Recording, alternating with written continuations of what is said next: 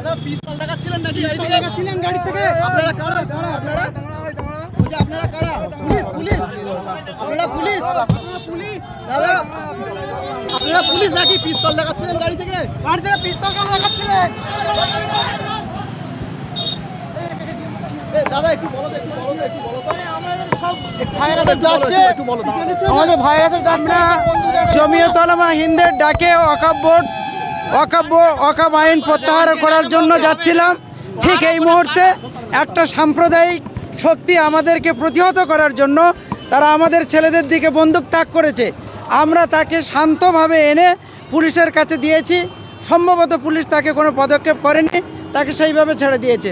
এটা পশ্চিমবঙ্গের জন্য একটা দুঃখজনক কারণ। আমরা সমাবেশে যাচ্ছিলাম,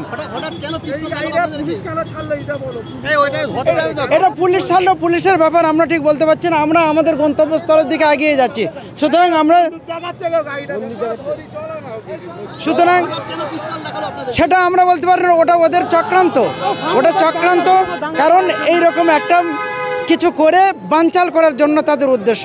আমরা এই বানচালে পা দিতে চাই না, শান্তিপূর্ণভাবে আমাদের সমাবেশ আমরা সমাপ্ত করতে চাই।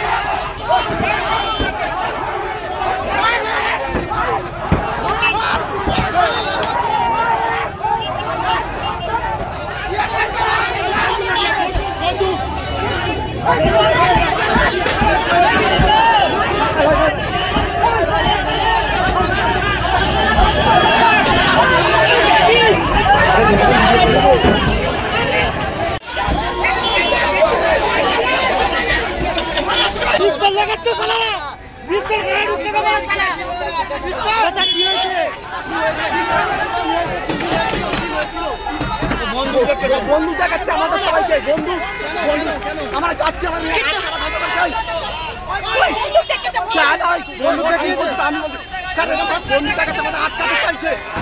যাবো না, ওই জন্য বন্ধু দেখাচ্ছে, হুমকি দিচ্ছে। স্যার আমাদের কোনো ঐতিহ্য আমাদের নেই, আমরা যেতে পারবো না। আপনি আন্দোলনে যাচ্ছেন? আপনারা? আমরা আন্দোলনে যাচ্ছি, কারণ এতে সব আমাদের অধিকার নিয়ে আমরা যাচ্ছি। আমাদের বন্দুক দেখে আমার দাঁড় মানা হচ্ছে, বন্দুক দেখে যেতে মানা করছে। কেন স্যার এরকম হবে? বলুন তো, তাহলে আমাদের জীবনে আমরা বাঁচতে পারবো না, ওরা কি আমাদের সে চাইছে? বলুন তো আপনাকে স্যার।